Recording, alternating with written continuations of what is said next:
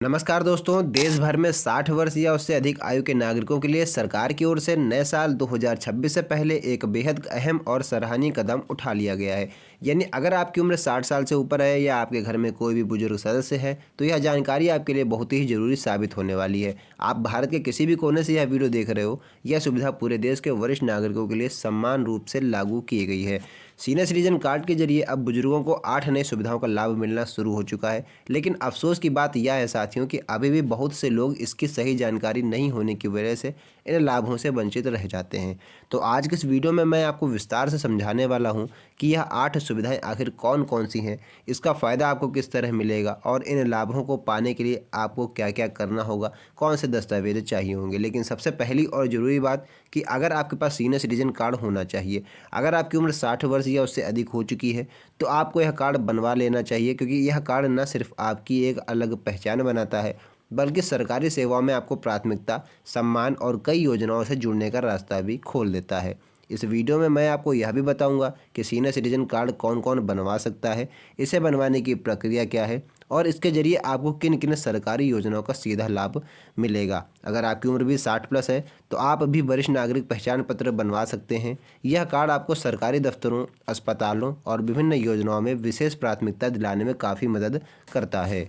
खास बात यह है कि नए साल 2026 में सीनियर सिटीजन्स के लिए और भी नई सुविधाएं इस कार्ड में जोड़ी जाने वाली हैं। इसलिए अब यह कार्ड बनवाना पहले से कहीं ज़्यादा जरूरी हो गया है। अगर आप भी इन सभी सुविधाओं का लाभ लेना चाहते हैं तो इस वीडियो को ध्यान से देखिए ताकि पूरी प्रक्रिया आपको सही तरीके से समझ में आ सके। और कई सारे भाई वीडियो तो देखते हैं लेकिन चैनल को सब्सक्राइब और वीडियो को लाइक नहीं करते। बहरहाल आपकी मर्जी, लेकिन आपसे इतनी गुजारिश है कि वीडियो को ज़्यादा से ज़्यादा ज़रूर शेयर करें ताकि बाकी लोगों को भी यह जानकारी पहुंच सके। और आप कहां से यह वीडियो देख रहे हैं यह भी कमेंट बॉक्स में मुझे ज़रूर बताइएगा। तो चलिए जानते हैं विस्तार से। चलिए दोस्तों, अब बात करते हैं सीनियर सिटीजन कार्ड के जरिए आपको कौन कौन सी सुविधाएँ मिलने वाली हैं। यानी कि सरकार ने इन लाभों को 3 मुख्य श्रेणी में बांटा है ताकि वरिष्ठ नागरिक को हर स्तर पर सहायता मिल सके। पहली श्रेणी की बात करें तो आपकी पहली जो सीरीज़ है, जो पहली श्रेणी है, वह है स्वास्थ्य और कल्याण से जुड़ी सुविधाएं। इसके अंतर्गत बुजुर्गों को उनकी सेहत से जुड़ी कई योजनाओं का लाभ दिया जाएगा, जैसे कि आपका आयुष्मान भारत योजना के तहत इलाज, स्वास्थ्य बीमा, मेडिकल जांच और इलाज में विशेष रियायतें। अगर आप सरकारी अस्पताल में इलाज करवाने जाते हैं तो आपको वहां पर प्राथमिकता दी जाएगी और कई मामलों में आपको मुफ्त या फिर कम खर्च में इलाज की सुविधा भी मिलेगी। इसका मुख्य उद्देश्य यही है कि बुजुर्गों को इलाज के लिए भटकना ना पड़े और वे बिना तनाव के अपना जीवन आसानी से जी सकें। इस स्वास्थ्य सुरक्षा व्यवस्था के तहत सूचीबद्ध अस्पतालों में इलाज की सुविधा भी दी जाएगी, जिससे पूरी प्रक्रिया आसान और सरल हो जाती है। कई जगहों पर कैशलेस इलाज की भी सुविधा उपलब्ध कराई गई है ताकि बुजुर्गों को पैसों की चिंता बिल्कुल ना करनी पड़े। लेकिन ध्यान रहे, यह सभी लाभ आपको तभी मिलेंगे जब आपके पास सीनियर सिटीजन कार्ड उपलब्ध होगा। अगर आपने अभी तक यह कार्ड नहीं बनवाया है तो वीडियो के अंत तक हमारे साथ बने रहिए। अब बात करते हैं दूसरी बड़ी सुविधा की, जो है वृद्धावस्था पेंशन।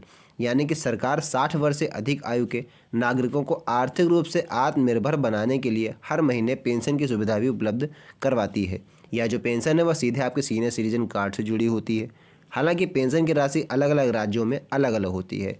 कहीं पर 1,000, कहीं 2,000 और कहीं कुछ राज्यों में 3,000 तक भी पेंशन दी जाती है। पेंशन योजना की प्रक्रिया को अब काफ़ी सरल बना दिया गया है। अब आप चाहें घर बैठे ऑनलाइन आवेदन भी कर सकते हैं। इसके अलावा जीवन प्रमाण पत्र यानी कि आपका लाइफ सर्टिफिकेट जमा करने की प्रक्रिया भी अब डिजिटल कर दी गई है। इसका मतलब यह है कि आपको बार बार सरकारी दफ्तरों के चक्कर भी नहीं लगाने पड़ेंगे। मोबाइल फ़ोन के जरिए आप लोग डिजिटल जीवन प्रमाण पत्र अपना आसानी से जमा कर सकते हैं। अब आपको पेंशन को बिना रुकावट को अपनी जारी रख सकते हैं। इससे समय की बचत होती है और बुजुर्गों को अनावश्यक परेशानियों से भी राहत मिलती है। बात करते हैं उन अतिरिक्त सुविधाओं की जो वरिष्ठ नागरिकों को इस योजना के तहत आगे मिलने वाली हैं। सरकार सिर्फ स्वास्थ्य और पेंशन तक ही सीमित नहीं है, बल्कि कानूनी और सामाजिक सहायता भी बुजुर्गों को दी जाएगी। इसका मकसद यही है साथियों कि किसी भी परेशानी में वरिष्ठ नागरिक खुद को अकेला ना समझे और हर जरूरत के समय सरकार उनके साथ खड़ी नजर आए। इस योजना के तहत वरिष्ठ नागरिकों को कानूनी सलाह भी दी जाएगी ताकि वे अपने अधिकारों को आसानी से समझ सकें और ज़रूरत पड़ने पर सही मार्गदर्शन भी प्राप्त कर सकें। इसके अलावा विशेष हेल्पलाइन नंबर भी उपलब्ध करवाए जाएंगे, जिनके जरिए जितने भी बुजुर्ग हैं वो अपनी समस्याएं दर्ज करा सकेंगे और तुरंत सहायता पा सकेंगे। कई जगहों पर सीनियर सिटीजन सहायता केंद्र भी स्थापित किए जा रहे हैं, जहां उन्हें मुफ्त परामर्श और सामाजिक सहयोग मिलता रहेगा। इस तरह अलग अलग स्तरों पर वरिष्ठ नागरिकों के लिए सहायता की पूरी व्यवस्था की गई है, ताकि उन्हें समस्याओं का समाधान आसानी से और सम्मान के साथ किया जा सके। अब बात करते हैं तीसरी और बेहद अहम श्रेणी की सुविधाओं की, जो जुड़ी हुई है दैनिक ज़रूरतों और यात्रा से मिलने वाली छूट से। सरकार का साफ उद्देश्य है कि वरिष्ठ नागरिकों को रोज़मर्रा की ज़िंदगी और उनका हर सफ़र सम्मान, सुरक्षा और आराम के साथ पूरा हो। चाहे आप ट्रेन से यात्रा करें या फिर राज्य परिवहन की बसों से, या वरिष्ठ नागरिकों को किराए में विशेष छूट दी जाएगी। सरकारी बसों में टिकट की कीमत कम होगी आप लोगों के लिए, और रेलवे यात्रा में भी तय नियमों के अनुसार रियायत दी जाएगी। हालांकि यह छूट अलग अलग राज्यों में अलग अलग हो सकती है। इन सभी सुविधाओं का आपको लाभ उठाने के लिए आपके पास, बार बार मैं कह रहा हूँ, सीनियर सिटीजन ID कार्ड होना बहुत ही अनिवार्य है। यह कार्ड आप लोग ऑनलाइन और ऑफलाइन दोनों तरीके से बनवा सकते हैं। इस कार्ड के जरिए न सिर्फ किराए में आपको छूट मिलेगी, बल्कि टिकट बुकिंग के समय भी प्राथमिकता आपको दी जाएगी। कई जगहों पर वरिष्ठ नागरिकों के लिए अलग काउंटर की व्यवस्था भी की जा रही है, जिससे उन्हें लंबी लाइनों में खड़े होने की परेशानी ना झेलनी पड़े। इसका सीधा मतलब है कि अब यात्रा पहले से कहीं ज़्यादा आसान, आरामदायक और किफ़ायती होने वाली है।